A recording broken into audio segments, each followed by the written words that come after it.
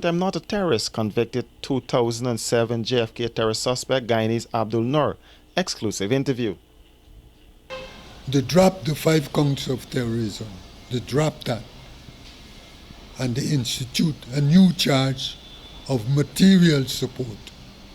I never support them, no way materially. I don't have money to support nobody. Are you a terrorist?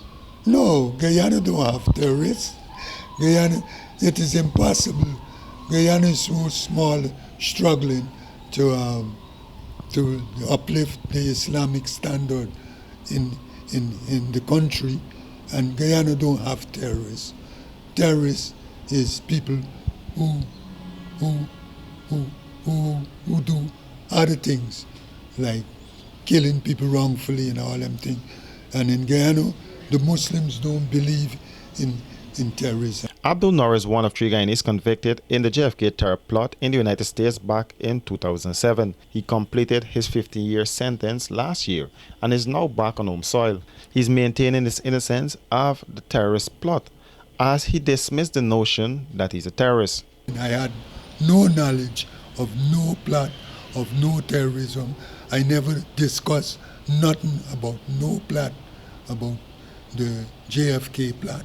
Nothing such period, in no period, no time at all. So when I went to Trinidad first and they came behind, I never trusted them, so I leave the freighters and the informer, which name, the informer, the man that was carrying the wire, his name was Stephen Francis, known as Stephen Francis. I left the airport, so I didn't wait for them because I didn't trust them. Nur was sentenced to 15 years in prison for his alleged involvement in the plot to blow up fuel tanks and pipelines at the John F. Kennedy Airport. 2 other Guyanese and a Trinidadian were convicted for the offense. Rosalie Freitas, a U.S. citizen and former cargo worker at the airport, and Abdul Qadir, a former Guyanese politician and member of parliament, and Trinidadian Karim Ibrahim, were arrested in Trinidad and Tobago and extradited to the United States, where they faced terrorism charges and eventually convicted. Nur said he was approached by the mastermind Rosalie Freitas to find a millionaire in Trinidad. He recalls leaving the men and going to another part of the country to do his personal business. I left the airport, so I didn't wait for them because I didn't trust them. Because I had a business long years ago with a Trinidadian friend, so he owed me some money, so I was trying to see if I could get some money from him. This is why I used the trip too. So when I went to Trinidad, I left the airport, I never waited for them. So they couldn't find me in Trinidad. They went to one masjid, they couldn't find me. Then after that, the brother that they were staying by, which is Karim Ibrahim, they were staying by him. He told them that to come to Abu Bakr Masjid in Trinidad. So they came there, and I was there. So when I saw them, and I said, you all got the address to find the millionaire man that you all talk about? They said, don't worry with that. He was told by his lawyer in the U.S. to accept a plea deal to avoid doing life in prison. But the lawyer tell me, after they investigate of everything I tell them, from Guyana to Trinidad, every way, the brothers in Canada, they investigate, would inform, call and talk to. When we finish, he come back, he tell me, Abdul Nur, I know you're innocent, but this is America. America don't care about you. You is just another black man. My lawyer tell me though, Don Noble, he's a Jew, right? And he said, you have a chance to come out of prison. If you don't take this plea bargain and you go to trial, you would get life in prison just like the rest of them. They didn't get sentenced yet, but he's telling me what the system is going to do. So he said, you stand a chance to come out and we would see. He said, I know that you're innocent, but this is America. So America do what they want. You understand? So I had to accept the charge of material support so I could be here today. Life behind bars was not easy for Nur, as he spoke of his experience in solitary confinement in both Trinidad and the U.S. prisons. When we was in Trinidad, like Ibrahim, the Trinidadian brother, first time he was locked up. The first time Kadir in his life was ever being locked up, the two of them, you know. So Karim, he couldn't take it.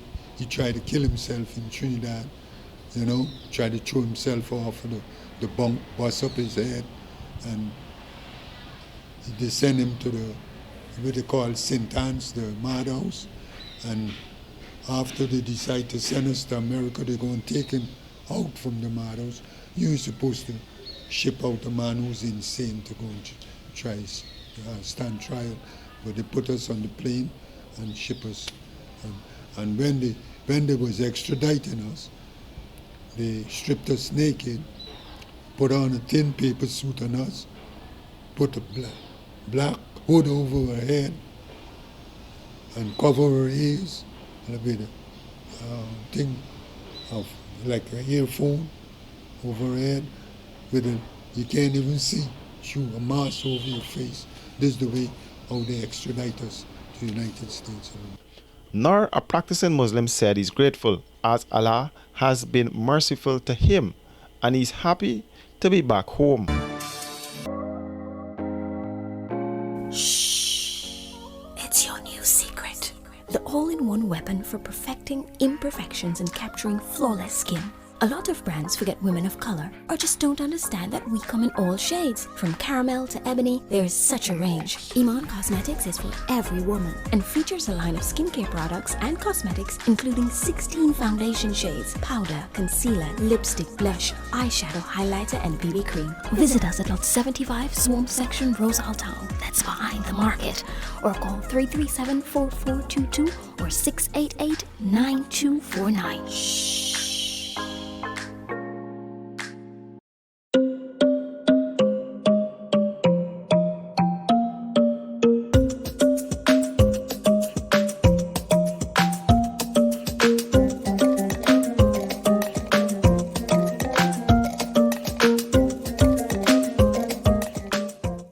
Violence is violence directed at another family member. It can be physical, verbal, sexual, and more. Family violence leads to despair, destruction, and death. It can happen to both men and especially women from any background. Children are especially vulnerable. And the stress and isolation due to the COVID-19 pandemic can increase family violence. Family violence is illegal in Guyana. If you or someone you know is experiencing gender-based violence, family-based violence, or sexual harassment, contact the Women and Gender Equality Commission at 231-5276 or 231-5298. Or put an anonymous note in the post office boxes at the Guyana Human Rights Commission Building, the Guyana Post Office Corporation, the National Library, the Georgetown Public Hospital, and the University of Guyana. Caribbean rice, from the lush rice fields of Guyana, straight to your home.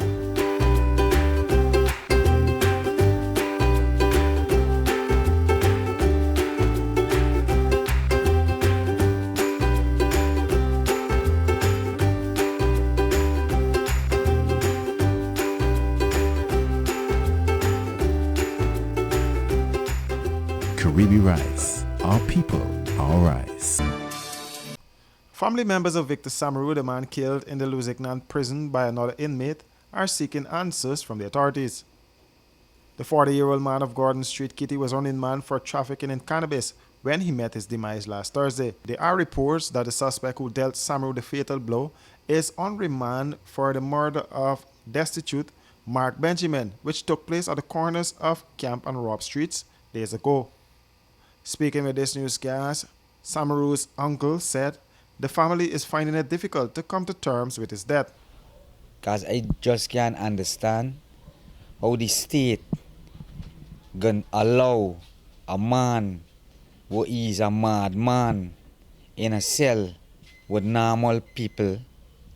I know normally in prison, they got a thing called social in prison, that any mad people or any tilt person that enter prison, they don't mix them up with the normal person or the normal people them in prison. There's something that I know. He feels the system has failed to protect his nephew, and he wants to know how the suspect could have armed himself with a brick in the prison. Something in adding up, something in meshing.